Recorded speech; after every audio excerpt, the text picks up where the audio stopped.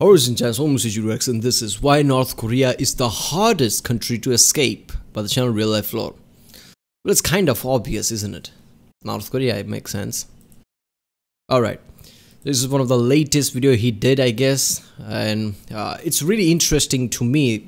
I've missed many RealLifeLore videos of the recent, but this one I chose to react to because North Korea, you hear some stories here and there, but in the end, I've never seen some documented events that what really goes through inside the North Korea. Somebody said there are like, you know, some camps type thing, right? Like concentration camp style things where prisoners are just put in and just bad things happen to them all around, right? I've heard it's some here and there, but there are lots of people who actually escaped North Korea and told their stories in books and things, which I never actually found any source video or anything that talks about them. I don't know, I just missed them.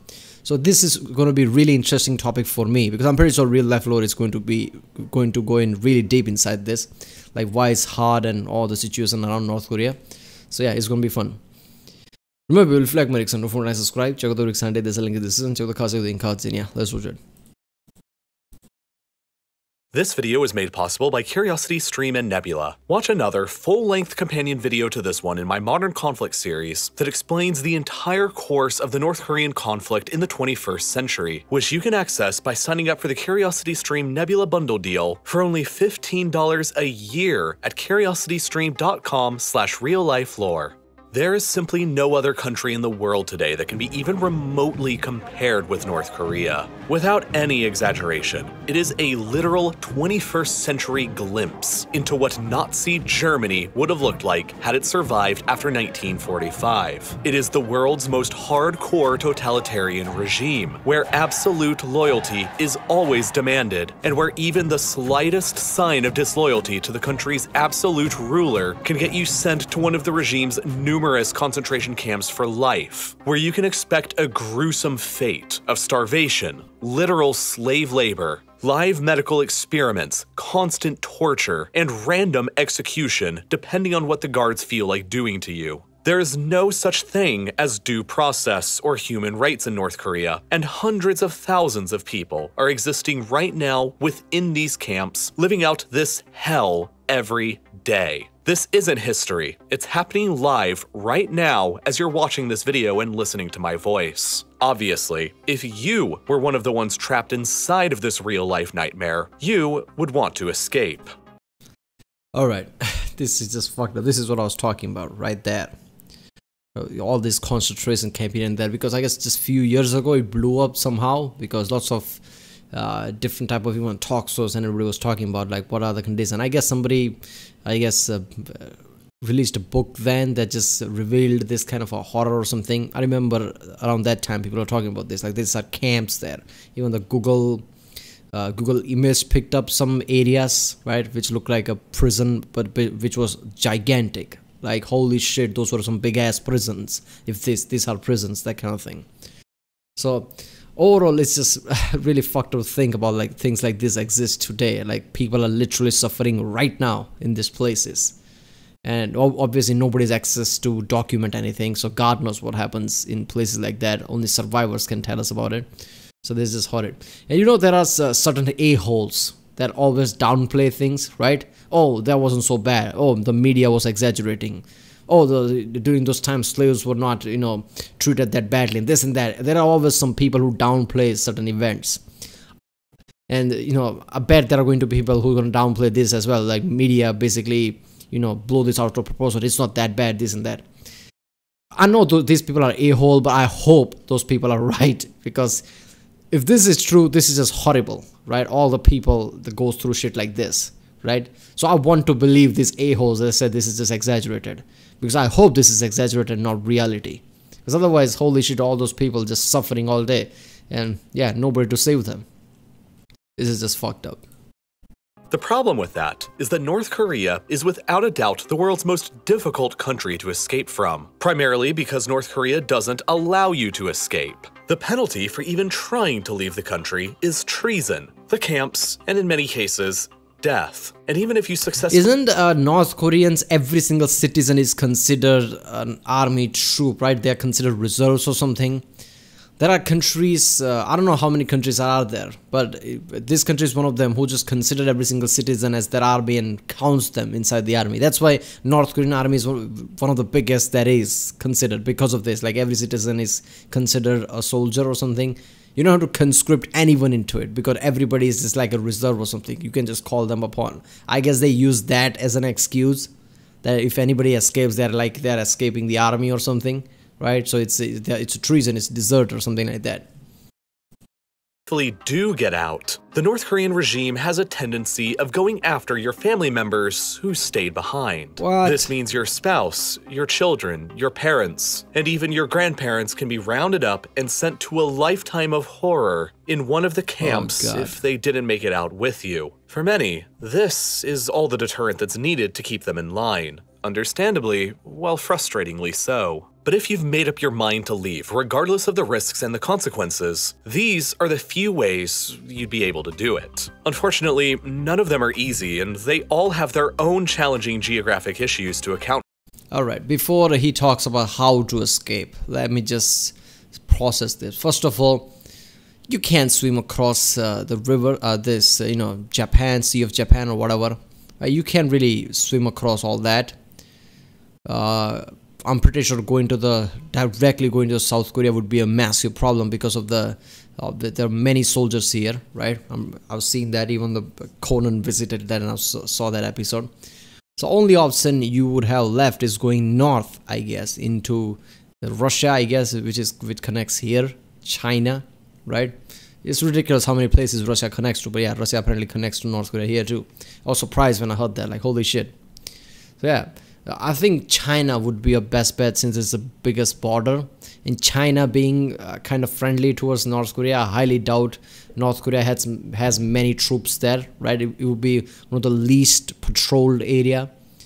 So I don't know, but China being North Korea's friend, if I remember correctly, that would be a gamble too, because if you get caught in China, you might as well get caught in North Korea or something. But yeah, you could try to escape from China. I don't know how people escaped really. I'm pretty sure they just go to the South Korea with a massive gamble, right? That's you do, but that's just fucked up because there are way too many posts, and I guess border has some walls and barbed wires or whatever.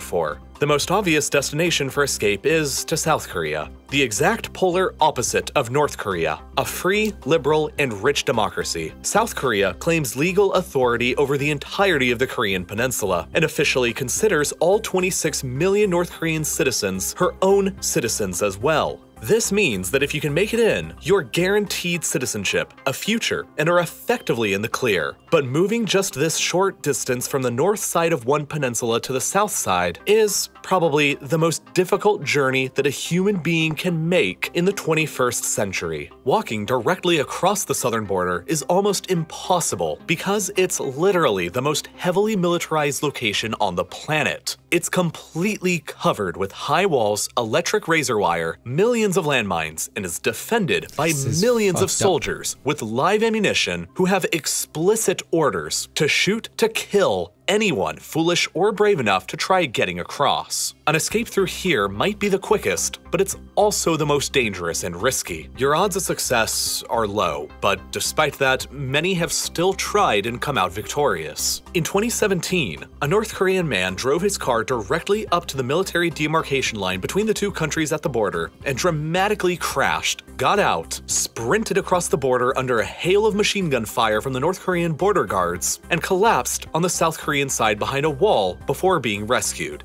He was shot 5 times and lost half his blood during the quick attempt, but he still managed to survive and now lives in the South. For most people though, escaping directly into the South like this is simply too risky, so they'll take alternatives. While the southern border of Alright, I knew that, right? There are way too many. I mean, there's literally a place that, is literally in part of North Korea and South Korea too. I don't know what's the name of that place, but it's also for the tourists, right? Whenever tourists come, they can visit that. So the 2 North Korean soldiers, 2 South Korean soldiers are standing there, right? The place, if you go inside the building is split in half, right? That one part is North Korea, one part is South Korea. I mean, that would be your easiest way to run. But then again, overall place is barbed wire and everything is just fucked up, right? The car, first of all, how did he get a car in North Korea? Maybe he was some part of the government or something. Then realized that, okay, I guess my own people are going to screw me out or something. So he just decided this is my only chance of survival and just take the car and ran to the South Korea. That could be the case. But yeah, this is really fucked up going through here. But could you imagine, right? A guy basically in North Korea lives his whole life in North Korea. There is no internet. There is no outside TV. So you don't know what the fuck is happening outside of North Korea.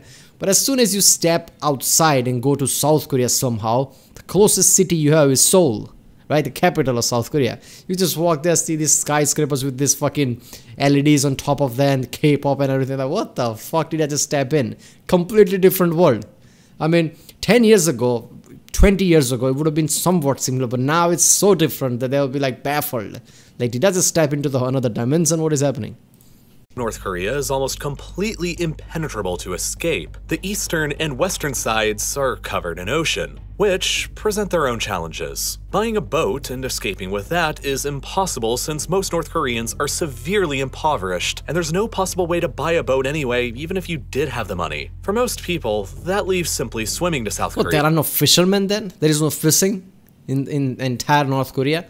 Fishermen might have the best chance to run, right? But even then, I'm pretty sure way too many North Korean patrols are there, right? A boat goes beyond certain line, they'll just shoot or something. Which carries the risks of drowning or getting caught by the North Korean patrol boats. In 2016, a man named Chul Yun Lee, who was a high-ranking member of North Korea's Ministry of State Security, decided to defect with a friend using this method anyway. Together, they bought a motorbike tire, an air pump, and some food, and came to approximately this location in the west, just behind the DMZ. Once the sun had set, they plunged into the water and began swimming frantically and undetected. Unfortunately, the air pump ended up not working and they had to abandon the tire and rely on their backpacks to help them stay afloat instead. They ended up swimming continuously for over 4 hours in the dark until they saw an unidentified boat moving towards their location. Fearful that it was a North Korean patrol, they frantically swam to this tiny island here and waited for the boat to leave. But this was during the cold autumn months in Korea, and they were wet with very few clothes. They managed to find some garbage they used to insulate themselves with, got some rest in, and when the sun came up, they found plastic might be many things, but great insulator is not one of the things I would think. So obviously this is about survival, right? I mean, do that or they die. I'm surprised how they didn't caught hypothermia at that point, right? If I get a bit wet, right, and just stay under a fan or something just for more than 20 minutes, I catch cold.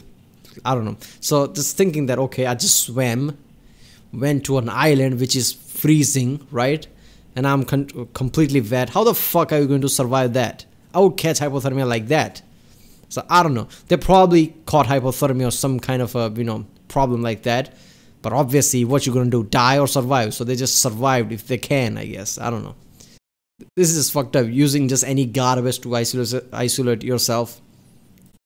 On some wooden pallets that they tied together into a makeshift raft with some styrofoam and other trash, and they paddled back out to sea using their hands and floating with the tide. Fortunately for them, they hadn't realized that by this point, they were already well past the South Korean border, and South Korean ships quickly spotted them and came to their immediate rescue. They were successful, but many others haven't been. For most people, getting to South Korea directly by running across the DMZ or swimming around it will result in death or capture. So that leaves getting to South Korea indirectly via another third country.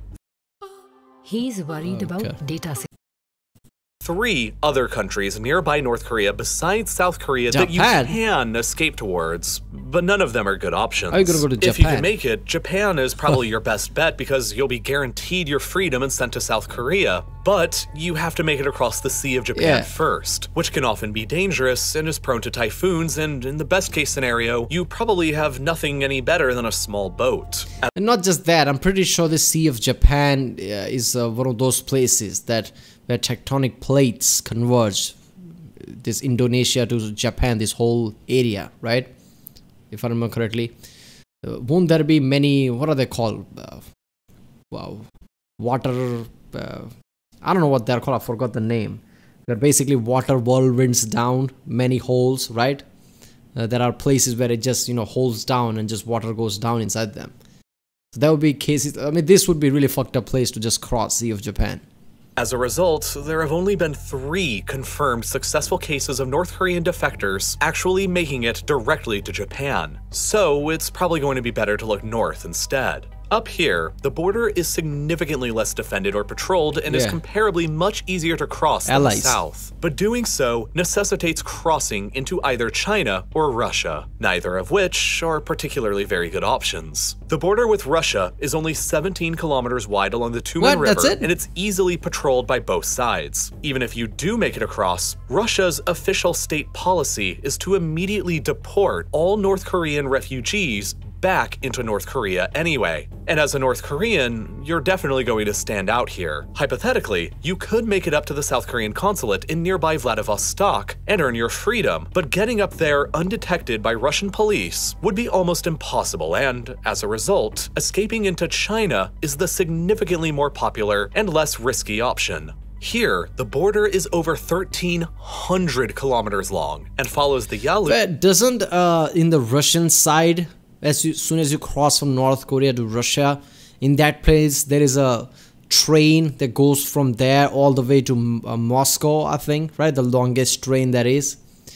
Couldn't you just, I mean, people are not just gonna, who are you? They're not gonna suspect like that. Maybe they would, right, in Russia, but depending on how many different type of people live in that area. If it's only Russian, North Korean would stand out, right? But otherwise, if you just like, somewhat change clothes and disguises and just basically get in that train, which is gonna just go non-stop, I think, directly to Moscow, right? So you just go to Moscow, and I'm pretty sure people are gonna suspect you that you could be a North Korean defector all the way in Moscow, right? Now you're close to Europe, now you're inside the Europe. You can just basically go to some other country, I don't know. And Tumen rivers that flow through remote, mountainous, and rugged terrain. Patrols and border security through most of this area is light, and the best months to escape in are either during the summer, when the river's depths are at their lowest, or during the winter, when they're usually frozen, enabling you to simply run across into China. It's relatively easy to get into China, but China can't be your new home forever. China isn't safe because, just like Russia, China's policy is to immediately deport all North Korean defectors straight back to North Korea, where you'll almost assuredly face a gruesome end. On the bright side, though, many of China's border provinces here, like Yanbian, have significant Korean ethnic minorities of their own who are naturalized Chinese citizens, meaning that it's fairly easy to hide out here for a while and avoid detection from the Chinese authorities while you plot your next move. If you decide to work with a foreign broker to assist in your escape, they can cost up to $18,000 for their services. An absolute fortune when you consider that the average North Korean earns just a measly $1,300 a year. What? That is over 10 years of an average North Korean's pay. If you've got the means, a broker can— More than 10 years. Holy shit. I mean, when you earn just a $1,300 a year and the guy asks for $18,000 I mean, first of all, any business when it's built usually is built on thinking like how much a customer can pay. Those people asking for 18,000, don't they think like how the fuck a North Korean is gonna come here with that kind of money and just give me? But it's just fucking 18,000. That's definitely out of the way. Nobody's gonna do that. Can be a good option, but if you don't, the next best option is to probably continue on to the city of Shenyang, where the closest South Korean consulate building in China is located. If you can make it up here and inside the building, you're probably gonna be safe. But it's also about 200 kilometers away from the North Korean border, and its perimeter is closely guarded by the Chinese police. If you're caught at any moment trying to get here, well, it's game over. In 2004, a group of— Is there any Chinese city left that doesn't look pristine, clean, and with skyscrapers like that? Holy shit. 44 North Korean defectors managed to storm the Canadian embassy in Beijing all at once. Dressed up as construction workers to avoid any detection, they used ladders to scale the walls and successfully got into safety. But ever since then, China has significantly increased their police and security presence around foreign consulates and embassies, especially South Korean ones. So repeating this now would be a lot more challenging. Instead, you most likely need to get yourself across China and into another country that's more sympathetic to your situation. But the problem with that is that China is huge, and there aren't many countries around it who will even help you either. Russia will deport you back to North Korea if you get caught there, while Vietnam, Laos, and Myanmar all maintain close relations with Pyongyang as well, and just like China or Russia, they'll most likely deport you back to North Korea if they catch you as well. Getting into India, Bhutan, Nepal, or Pakistan would require hiking through the Himalayas, which pretty much nobody's gonna go all the way there to here or even here or here. That's a way vast distance. Eliminates any of them as easy options. And so that effectively leaves you only two friendly and realistic nearby destinations to escape into: Mongolia or Thailand.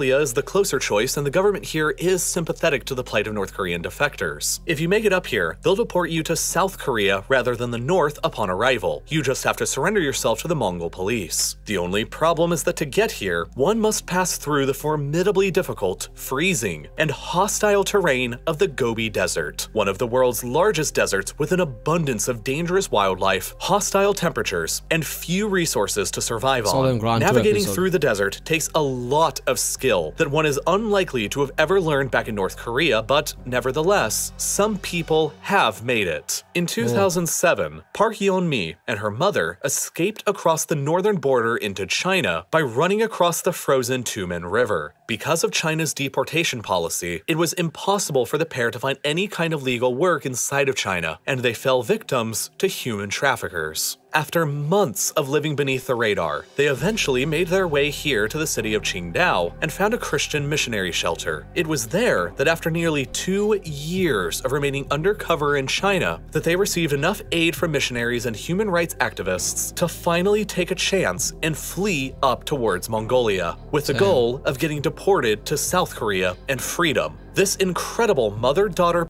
Yeah, I understand the Gobi Desert thing, but right, if this is not good, Gobi Desert is here, so wouldn't you just, take a bit longer? I mean, you have to be in a rush mentality, like, don't stop anything, doesn't matter what, just rent a car or anything, steal a car, preferably rent a car or something, and just basically pedal to the metal, just, go all the way to the Mongolia if you can. So if you go from here, I guess you're gonna bypass most of the Gobi Desert.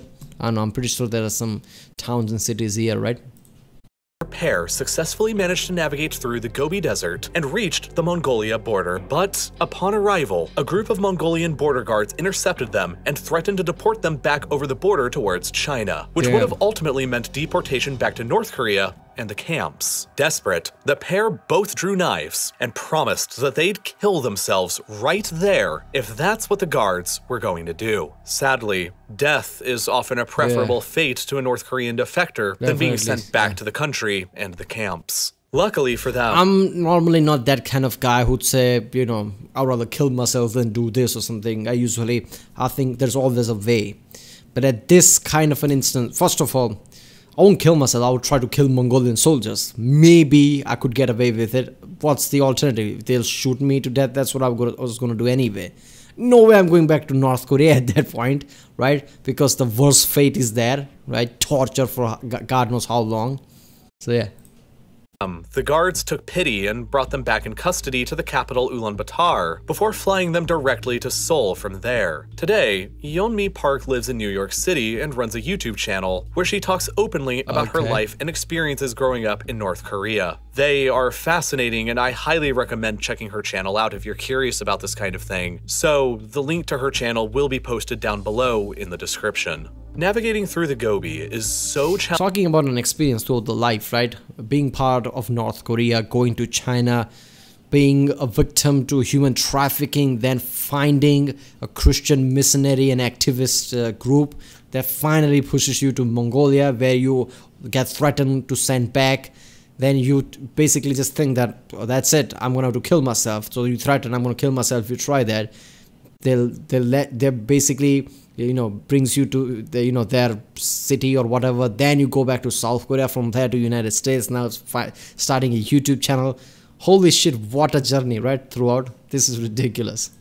Challenging for most, though, that the significantly more popular route is to take a train or a bus undercover across China and attempt to escape into Thailand. Yeah. These are the 5 closest train stations to the North Korean border within China that connect to China's vast high-speed rail network. If you hypothetically have the money and the skill to remain silent or undercover. So the blue ones are capable of 300 km/h. I guess the blue is the one you would choose, right? This one.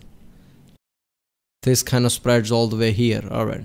You could board at any of these stations, exit at any of these near Mongolia and run across from there, or exit here at Kunming in China's Yunnan province and attempt to take a bus or run from there towards Thailand. There are plenty of buses that go from Kunming to other Southeast Asian countries, but the problem here is that even if you do somehow make it without getting caught by any of the authorities on a train or a bus, China and Thailand don't share a border, which means that you're going to have to get across the rugged and mountainous terrain of China's Yunnan province, and then get through the remote and dangerous jungles of Laos or Myanmar before finally crossing over the dangerous Mekong River in order to get to safety. In 2017, this is exactly what Park Hyun-woo and his father did. Before they decided to escape North Korea, both of Park's sisters had already made it to freedom in the south and were covertly sending money back to them up in the north. After securing the help of a broker in China, they decided that it was time for them to leave as well. In the dead of a winter night in February 2017. Didn't you say that, the relatives suffer?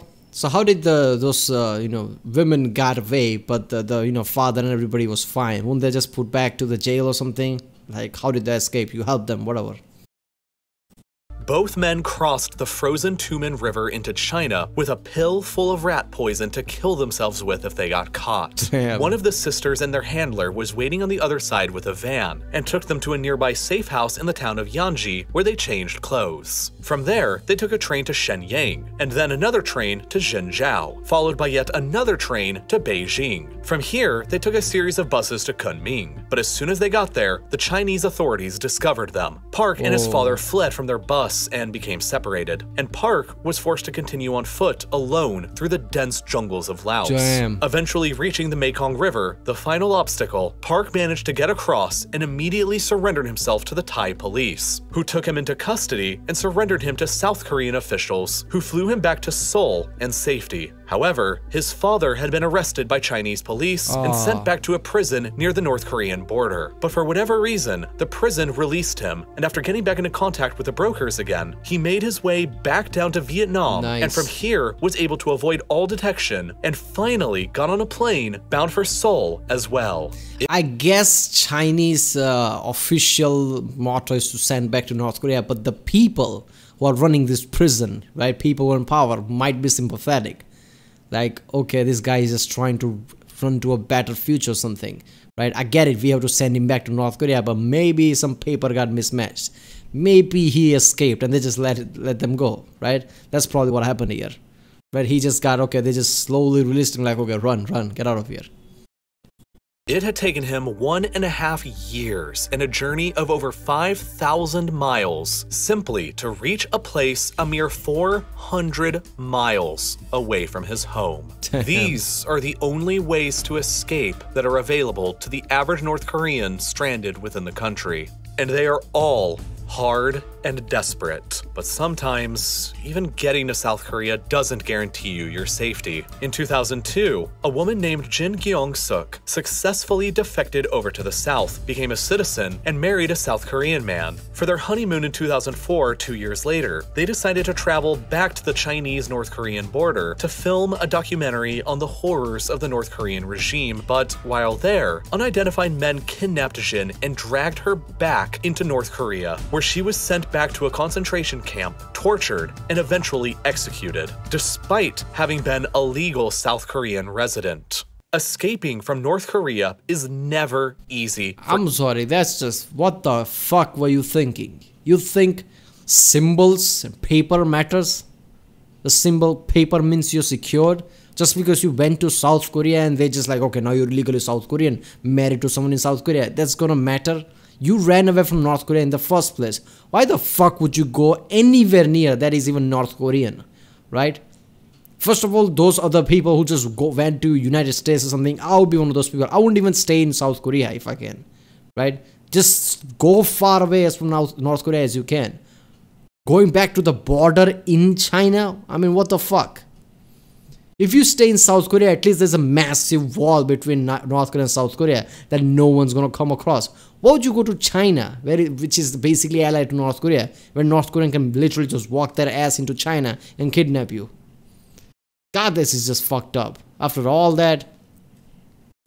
For anyone. All of these options are difficult, and even if you do make it out, you can still very easily be dragged back against your will and killed. There are countless other stories of heroic people who've defied the odds and escaped through various means. And what makes North Korea so fascinating to many of us outside of it is that it isn't history. You read the horrible accounts of survival. What I don't understand is obviously what everything North Korea is doing, literally putting people into concentration camp, right, and just executing them just because they ran away somewhere. This is kind of bordering, just basically is like war crime type of thing, right? I mean, I get it, North Korea is its own country, who's gonna do shit to them, but all the other countries who consider North Korea their ally, at least other countries around the world could put pressure on them, like, why you basically, you know, encouraging these people are doing war crimes and shit, and put pressure on them with sanctions or something. Well, at least that would pressure North Korean into thinking maybe I should change my tactics. Otherwise, I won't have any allies left. Or something, man. I don't know. This is just fucked up. You just ran away, so you're gonna be killed? Survivors, and hear their stories and realize that you're not listening to something from 1940, but something that could have happened yesterday. The Cold War may have ended everywhere else in the world in 1991, but it never ended in Korea. Seriously. If anything, it's worse now than it's ever been before. The modern Cold War in Korea is an incredibly complex and controversial story to tell, with countless other escape attempts that are too graphic to cover on YouTube. The development of nuclear bombs. Millions of people who believe that Kim Jong... The nuclear bomb. I mean, look, usually countries like this existed in the past. People revolted, overthrew the government, and now it's a democracy or something like that. Now that can't even happen because North Korean government has a nuclear bomb, right? If some city or something fucking revolts at a ridiculous level, they could just, you know, throw some bombs at their own citizens. There's going to be fear of that. If some government like this exists, which also has a nuclear bomb, what do? Right? When is going to be a revolution, or if there's going to be a revolution now? Right, because of the nuclear bomb. Is this how it's going to be in the future forever? This is just fucked up. Jong-un is a literal god. Missiles that can now strike at the heart of the United States mainland. The largest arsenal of chemical weapons the world has ever seen, and the fate of tens of millions of people all hanging in the balance. It is without a doubt one of the most fascinating, violent, and controversial conflicts of both the 20th and 21st centuries, and, unfortunately, not acceptable for me to cover in detail on YouTube due to their terms of service. I know how making videos on YouTube works, and I know that this video already has an incredibly high chance of being demonetized and unpromoted by YouTube's algorithm because of the content I'm discussing. But the moment I really start diving into the whole history of the 21st century conflict between North Korea and South Korea and the United States, what's all at stake, why it all began, how it's been fought, and how it all led to where we are today, it's a guarantee that this video will be censored and you won't get to see it. So instead, I created... I don't get that. How can you not talk about history? How the fuck history get demonetized? If you talk about something gruesome, which is kind of like touching a subject like this is way too dark and bloody to talk about, understandable. But if you just talk about history, like how it all happened, just talk about history, how does that get demonetized? Another full-length companion video in my ongoing Modern Conflict series that's the same length as this video, with all of that controversial but fascinating information included, and uploaded it to Nebula, which, as you've probably heard by now, is home to tons of exclusive ad-free content, like my entire Modern Conflict series, with 5 other additional full-length videos you can go watch right now detailing the Israel-Palestine conflicts, the war in Afghanistan, Yeah, people, go to Nebula, I guess, is part of go to the original video page link from the description. Support this channel if you want Nebula or something.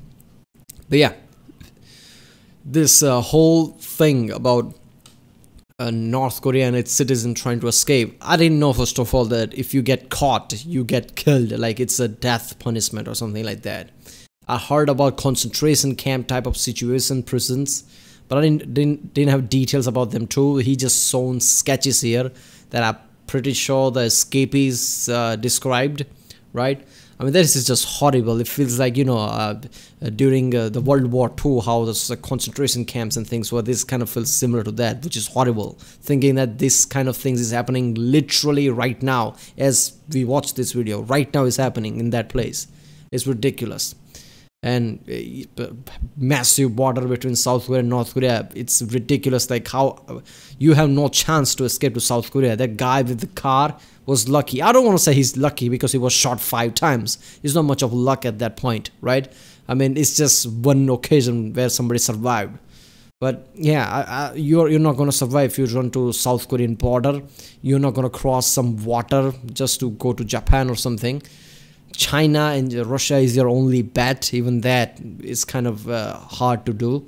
And knowing if you have a big family there, you're not going to run with your whole family, right? And at that point, you're not going to run alone because you'll, in your head, you know that your family is going to suffer. That is just ridiculous. Whole situation is ridiculous. But yeah. Alright people, that was why North Korea is the hardest country to escape by the channel Real Life Lore. If you like my reaction, don't forget to like, subscribe, check out the reaction, did this in the decision, check out the cards, everything cards, and yeah, I'll see you next time.